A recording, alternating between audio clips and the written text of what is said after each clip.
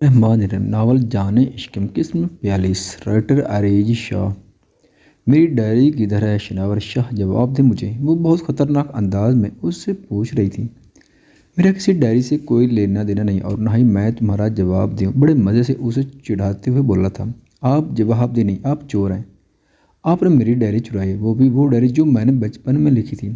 कितनी हसीनी यादें थी, कितनी हसीन बातें थी उस डायरी में। मैंने उस डायरी में क्या क्या लिखा था, और आप चोर कहीं कि आपने मेरी वही डायरी चुरा ली।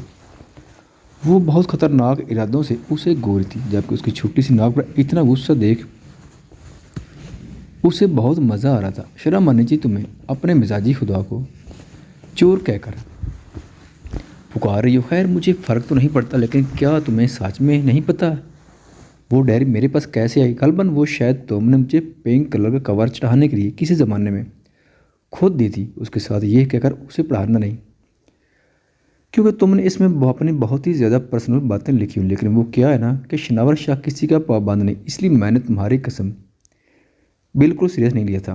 वो उसे देख कर मुस्कुराया था, जबकि सब लोग उनकी बातें सुन रहे थे। और सबसे ज़्यादा जो चीज़ उन्हें मज़ा दे रही थी वो था अनाया का गुस्सा, क्योंकि इस वक्त ऐसा लगता जैसे वो अभी शनावर को कच्चा चबा जाएगी। मैंने वो डायरी एक अमानत के तौर पर आपको दी थी, और आपने इस डायरी को पढ़ा, बल्कि पूरा का पूरा रट्टा। और फिर यहाँ पर आपने सबके सामने मेरी पर्सनल बातें शेयर कर दी। ये बात बहुत गलत है शनावर, आपको कोई हक नहीं बनता मेरी ड्रीम इस तरह एक्सपोज करने का। वो गुस्से से कहते हुए ये बात भी भूल गई थी कि वो सब पर यह बात जहर करी कि ये ड्रीम अब तक कायम है। वो सच में आइसक्रीम के शहर में जाकर बसना चाहती थी, और वो चॉकलेट का जजीरा भी खरीदना चाहती थी। क्या उसे अब तक लगता था कि इन सब चीज़ों का कोई वजूद है? हाँ, हो सकता है, क्योंकि वो अब तक कार्टून देखती थी, और खासकर ऐसे कार्टून जिसमें इन सब चीज़ों का जजीरा शहर और पता नहीं क्या क्या दिखाया जाता था। तो क्या तुम्हारी ये ड्रीम्स अब तक कायम है? मेरा मतलब है, क्या तुम सच में चॉकलेट का जजीरा आज भी खरीदना चाहती हो? वो शायद उसका मजाक बना रहा था। जी नहीं, मैं इतनी बेवकूफ़ नहीं हूँ। मैं जानती हूँ कि इन सब चीज़ों का इस दुनिया में कोई वजूद नहीं। अब इतनी भी छोटी बच्ची नहीं हूँ मैं। सब समझती हूँ, वो जैसे चीखते हुए बोली थी। तो फिर क्या मसला है डार्लिंग? अगर तुम्हारे ओल्ड ड्रीम किसी को पता चल जाए तो क्या फ़र्क पड़ता है? उसने मुस्कुराकर कहा था। क्यों फ़र्क नहीं पड़ता? मुझे फ़र्क पड़ता है। आप मेरी पर्सनल बातें इस तरह सबके सामने कैसे कर सकते हैं? और अगर ये आज भी मेरे ड्रीम होते तो? उसका गुस्सा अब ठंडा ना हुआ था। उसके अंदाज पर शनावा ने सोचने वाले अंदाज में चेहरे पे हाथ रखा। यार एम रियली सॉरी, मुझे तो बिल्कुल अंदाज़ा नहीं था कि कल वाली अनाया और आज वाली अनाया में कोई फ़र्क नहीं है। ये ड्रीम तो तुम्हारे आज भी हो सकते हैं, क्योंकि आइसक्रीम तो तुम्हें पसंद है, बल्कि पहले से ज़्यादा ही पसंद है। मेरा नहीं क्या कि तुम्हारा चॉकलेट से भी नाता टूटा है, यकीनन पहले से ज़्यादा मजबूत हो गया होगा। वो मुस्कुराकर कहने लगा, साफ ज़हर था कि वो उसे चिढ़ा रहा है। जी हाँ, है मेरा मजबूत नाता है। इतना मजबूत नाता है मेरा कि आप जैसे गोरी चमड़ी वाले मर्द मुझे पसंद भी नहीं है। मेरी लाइफ में कोई चॉकलेट हीरो आना चाहिए था, लेकिन आप जैसा सुर्ख सफ़ेद अंडा जो मुझे बिल्कुल भी पसंद नहीं है। वो गुस्से से चीखती हुई बोली थी। इस बार सबके कह के बुलंद हुए थे। सब वो उन दोनों की लड़ाई बहुत एंजॉय कर रहे थे, लेकिन शनावर का तो मुंह खुल गया था। वो उसके लिए इतने तौहीन आमेज अल्फाज इस्तेमाल कर रही थी। वो कभी उसे गोरी चिट्टी चमड़ी कह रही थी, तो कभी अंडा। उसकी नज़र में अपने श्वर की ये वैल्यू थी कि वो उसे अंडा कहकर बुलाती। वो उससे ज़्यादा किसी सावले चॉकलेट हीरो को अहमियत दे रही थी। और शनावर शाह, जो अपने सामने किसी दूसरे को कुछ समझता ही नहीं था, अपनी बीवी की इस ख्वाहिश पर सर से पैर तक सुलग उठा था। तुम मेरी जगह किसी चॉकलेट सेकंड वाले हीरो को चाहती थी? अरे लोग मेरे जैसे आदमी को ख्वाहिश करते हैं, मर मर कर दुआएं मांग मांग। उन लोगों की मेरे जैसा हसीन व जमील मर्द नहीं मिलता। जिस सुर्ख सफ़ेद रंगत का ख़त्म मजाक बना रही हो ना, लड़कियां मरती हैं ऐसी रंगत पर। वो उसे अपने स्किन की अहमियत का एहसास दिला रहा था। हाँ, तुम मरती होगी ना, बेवकूफ़ लड़कियां, जिसने आपको धूप में खड़े नहीं देखा होगा।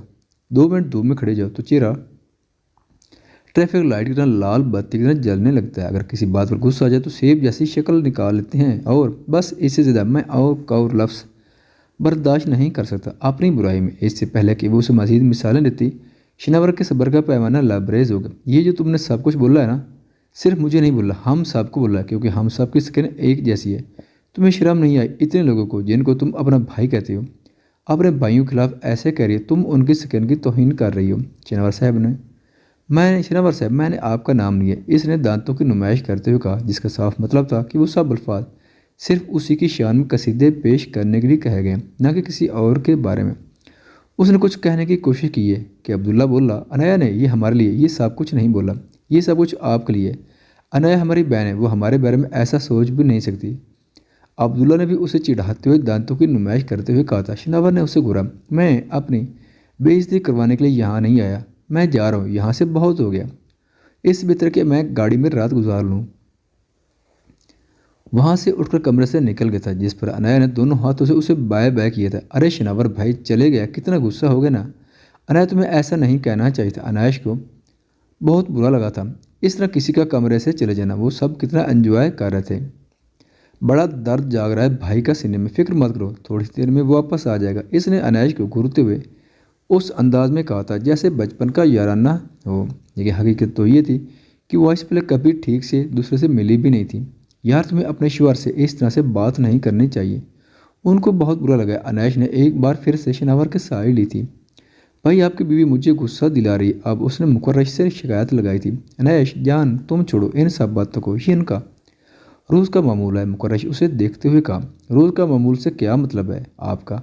आप मुझे लड़ाका कर रहे हैं। मैं इससे पहले आपके भाई से कभी नहीं लड़ी, बस 3-4 बारी फाइट हुई होगी। उसने दिमाग पर जोर डालते हुए शिनावर अपनी पहली मुलाकातें याद की थी, जिसमें कोई भी खुशगवार नहीं थी। मुलाकात भी 3-4 भी हुई होंगी। अब्दुल्ला ने लुकमा दिया। आप खामोशी से बैठ रहे कमवारे लोग बीच में इंटरफेयर नहीं कर सकते। उसने अब्दुल्ला को उसकी औकात याद दिलाई थी, जिस पर अब्दुल्ला सुलग कर वापस बैठ गया। अरे यार फिक्र मत करो, वो ज़्यादा देर बाहर नहीं रह सकता, थोड़ी देर में वापस आ जाएगा, मुझे यकीन है। जरावर ने मुस्कुराते हुए कहा था। वो अपने भाई को बेहतर तरीके से जानता था और उसकी बात सच साबित होती जब अचानक दरवाज़ा खुला और वह अंदर दाखिल हुआ। बाहर सर्दी काफ़ी ज़्यादा और गाड़ी में इस सर्दी में बिल्कुल नहीं बैठ सकता, इसलिए मैं वापस निकल, मैं किसी के लिए नहीं आया। उसे बता दी जाए वो अनाया के करीब जगह बनाता, वापस उसके साथ जोड़कर बैठ गया था और ऊंची आवाज़ में उस बात का ऐलान भी किया था कि अनाया के लिए वापस नहीं है, बल्कि जबकि अनाया भी दूसरी तरफ फिर चुकी थी। अनाया को काफ़ी देर के बाद पुराने अंदाज में देखा दृश्य और ड्राइवर बहुत खुश थे, वरना पिछले काफ़ी टाइम से वो ठीक से किसी से बात नहीं कर रही थी। उसका हंसना, मुस्कुराना, शरारतें करना, सबको तंग करना कहीं गुम सा हो गया था। लेकिन आज ऐसा लगता था जैसे पुरानी अनाया वापस मिल गई हो, जो हर किसी के नाक में दम करके रखती थी। उसकी शरारतें सबको बहुत अजीज थी। चलो यार अब लड़ाई झगड़ा खत्म करो, कोई और बात करते हैं। मुकर्रम के बोलने की देर थी कि अनाया के चेहरे की मुस्कुराहट एक दफ़ा फिर से गायब हो गई। शायद थोड़ी देर के लिए वो उसके वजूद को बुला चुकी थी। शिनावर बाहर से होकर वापस आ गया था और अगर वो वापस ना आता तो उसका दिल बेतरतीबी से धड़कने लगा था। वो क्यों उससे इतना खौफजदा रहती थी? वो क्यों डरती थी उससे?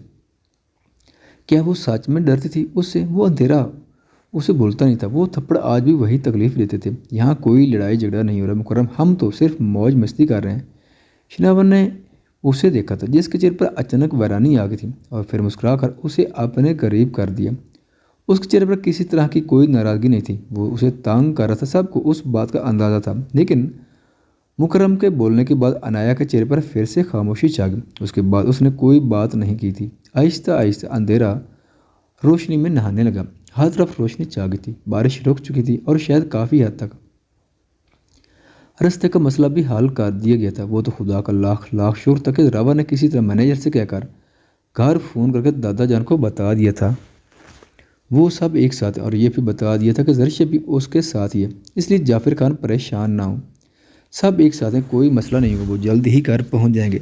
बारिश रुकते ही वो सब लोग वापसी की तैयारी करने लगे थे। नाश्ता करने का दिल तो किसी का भी नहीं कर रहा था, लेकिन फिर भी वो लोग हल्का फुल्का नाश्ता करके निकलने का इरादा रखते थे। आज मुकर्रश और अनायश का वलीमा था, तो ऐसे में उन्हें जितना जल्दी हो उसके घर पहुंचना था। बस अब रास्ते में कोई मसला ना, वो सब लोग एक साथ ही निकले थे।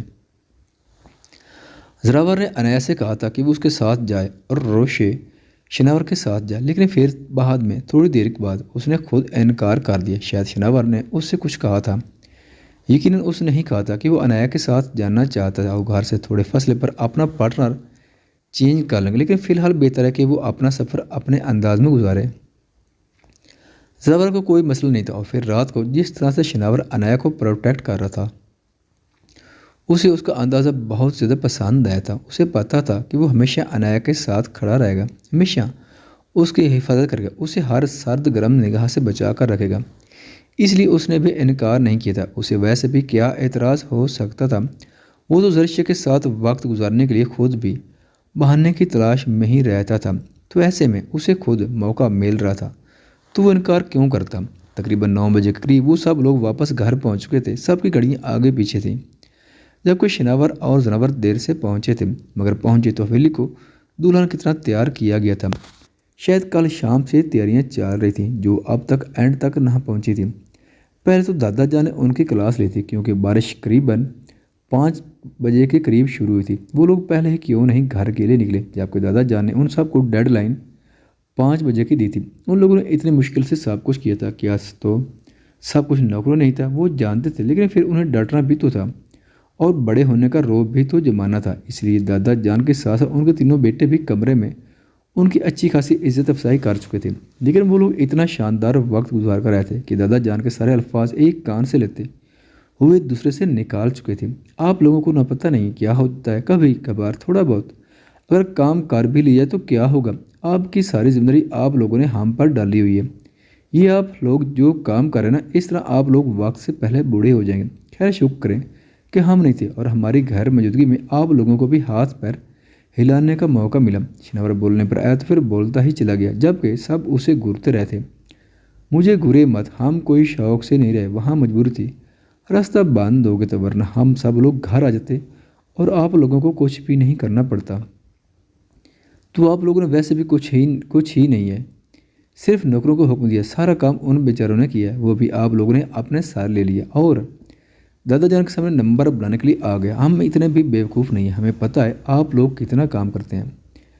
शिनावर की ज़ुबान अब तक कंट्रोल ना हुई थी। शिनावर बस बहुत हो गया, इस उम्र में भी लोगों ने इतना काम किया। दादा जान को अपने बेटों की शक्लें उतरता देख बिल्कुल अच्छा ना लगा था, इसलिए उनकी साइड लेते हुए कहने लगे, चलो ठीक है आप कहते हैं तो मान लेते हैं, लेकिन हैं आपके बेटे बहुत ड्रामेबाज, इतना काम था ही नहीं जितना ये बता रहे हैं। शिनावर ने बाहर की तरफ दौड़ लगाते हुए कहा था, जबकि पीछे बाबा का जूता दरवाजे तक आया था, लेकिन तेज रफ्तारी की वजह से उसकी बचत हो गई थी, वरना उसे बहुत सख्त लगता। अब तुम लोग भी जाओ यहाँ से। दादा जान साहब को जानने का हुक्म दिया और उनके तीनों बेटे उनके पास बैठ गए। बाबा जान, ये शिनावर कितना बद लिहाज होता जा रहा है। एक तो हम तीनों ने मिलकर इतना ज़्यादा काम किया और वो देखें कि किस तरह से हमें ड्रामेबाज कह रहे हैं। तय जान उन्हें देखते हुए अपनी बात शुरू की थी। उन्हें शिनावर पर सख्त गुस्सा आ रहा था। यही हाल मेहरबान और अरसलान शाह के भी था, जबकि इन तीनों को देखते हुए दादा जान के चेहरे पर मुस्कुराहट आ गई थी। वैसे एक बात बताएं, हमने कल शाम को देखा था कि कितना काम है। लाइटिंग तो मुलाजमों ने की है और अंदर की सजावट भी मुलाजमों ने ही की है। तुम लोगों को सिर्फ सामान उतरवाना था, वो भी मुलाजमों को ही तुम लोगों ने लगाया। तो तुम लोगों ने कितना काम किया ये मैं भी बहुत अच्छे तरीके से जानता हूँ, इसलिए मेरे पोते के खिलाफ एक लफ्ज़ मत कहना। तो तुम लोग बड़े हो तो तुम लोगों का लिहाज करते हुए मैंने उसे थोड़ा सा डांट दिया, वरना मेरा पोता कभी गलत बयानी नहीं करता। दादा जान लम्हे में बदल गए थे, जबकि वो तीनों एक दूसरे का चेहरा देखते रह गए। मुकरश ने जैसे कमरे में कदम रखा, वो ड्रेस अपने साथ लगाए घूमती हुई नजर आई। उसके चेहरे की खुशी देखकर मुस्कुराते हुए वो बेड पर बैठ गया था, जबकि वो अभी तक कमरे में आई अपनी चीज़ों का जायज़ा ले रही थी। मुकरश, ये देखिए मेरे वलीमे की ड्रेस कितनी खूबसूरत है और ये ज्वेलरी देखी है आपने, वाह ये सब कुछ कितना प्यारा। कब बैगी ये ब्यूटिशियन, उसने उसे देखते हुए पूछा था। और ड्रेस सच में बहुत खूबसूरत था। दादा जान ने आज की तकरीब की मुनासबत से उसके लिए एक बहुत ही शानदार जोड़ा बनवाया था और इसी लिहाज से बाकी चीज़ें भी उन्हीं की पसंद से आई थी, जो कि अनायश को बहुत ही ज़्यादा पसंद आ रही थी और ये बात उसके चेहरे पर साफ लिखी हुई थी। तुम्हें ब्यूटिशियन के आने की जल्दी हो रही है और मैं तो चाहता हूँ कि इस वक्त और कोई इस कमरे में ही आए ही ना। वो उसके पीछे आता हुआ उसे अपनी बाहों में कैद कर चुका था। उसने उसे देखा और जैसे उसकी नीयत समझकर अगले ही लम्हे उसके हाथ पर फिर से चुटकी काटी थी। ये क्या हरकत है अनैश, ये तुमने दूसरी बार किया है, मैं दोबारा बदला लूँगा। वो धमकी देते हुए बोला, हाँ बिल्कुल दोबारा बदला, जिस तरह से रात को लिया था जंगल में मंगल। वो खिलखिलाते हुए उसे कल रात के प्लानिंग की फ्लॉप दास्तान सुना रही थी। देखो मुझे चैलेंज मत करो, ये ना हो कि वलीमा कैंसिल करवा के कल पर करा दूँ। उसने फिर से धमकी दी थी। इस पर अनैश ने उसे घूर कर देखा। खबरदार, मुझे आज ये ड्रेस पहनना है, कितनी प्यारी लगूँ ना मैं इसमें।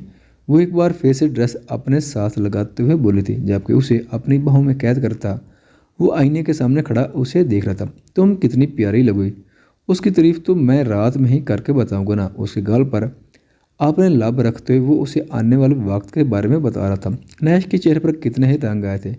रुखसार शर्म से लाल होने लगे थे, बल्कि बल्कि निगाहें सजदा रेज हो रही थी। और फिर उससे पहले कि मुकरश बेखुद होकर उसे दुनिया बुला रहा था, दरवाजे पर दस्तक हुई। लगता है आ गई ब्यूटिशियन। वो उसका चेहरा अपने हाथ में लेता, उसके लबों पर शिद्दत से भरपूर बोसा रहता, दरवाजे की तरफ बढ़ा था।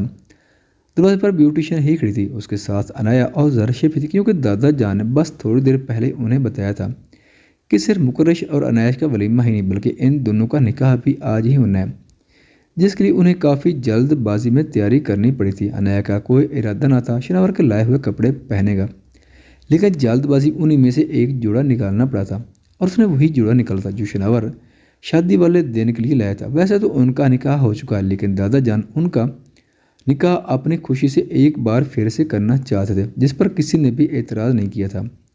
वो इन तीनों को कमरे में छोड़ता खुद शनावर और जरावर के पास जाने वाला था। जब इन दोनों को सीढ़ियों पर गमले रखते हुए देखा, दादा जान लगता है सुबह वाली बात का शनावर से बदला ले रहे थे, और जरावर को अपनी मदद के लिए मजबूर करते हुए वो उसे भी सजा दे रहे थे। क्यों वो सच था कि वो गया तो जरावर की ही वजह से था। अब उसका फ़र्ज बनता था कि वो शनावर की हर सज़ा में बराबर का साथ दें। ये तुम लोग इतने बड़े बड़े गमले यहाँ से यूं पर क्यों रख रहे हो? वो इन दिनों को देखते हुए पूछने लगा था। पता नहीं क्यों रख रहे हैं, दादा जान का हुक्म है कि उन्हें सीढ़ियों पर रख दो। ये बैल बूटे यहाँ पर ज़्यादा प्यारे लगेंगे। खैर 4 महीने उठे हैं, तुम जाकर चौथा लेकर आओ, उसके बाद मैं आऊँगा 5वां उठाने के लिए। वो मुकरश को तो जवाब देता जरावर से बोल रहा था, हाँ तो साथ चलो, दोनों एक साथ लेकर आते हैं। उसने टालने की कोशिश की थी। अच्छा बच्चे मेरे साथ होशियारी, बड़े भाई के साथ पंगा लेगा, मुझे चूना लगेगा। तो वो उसका चेहरा बड़े प्यार से हाथों में पिचकारते हुए बोला था, क्या शनावर है यार, तू हर बार ऐसे ही करता है, एक गमला ही ज़्यादा उठाया है, कोई सारे गमले तूने यहाँ रखे हैं।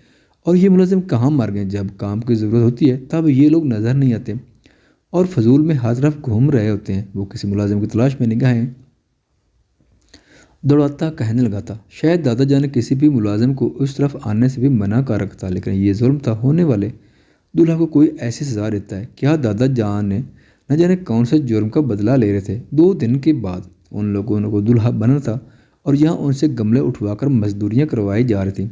उसने कमर में कदम रखा तो अमरीश तकरीबन तैयार हो चुकी थी। उसके कपड़े भी बेड पर बिल्कुल तैयार रखे थे। वो आईने के सामने खड़ी आखिरी बार अपने आप को देख रही थी।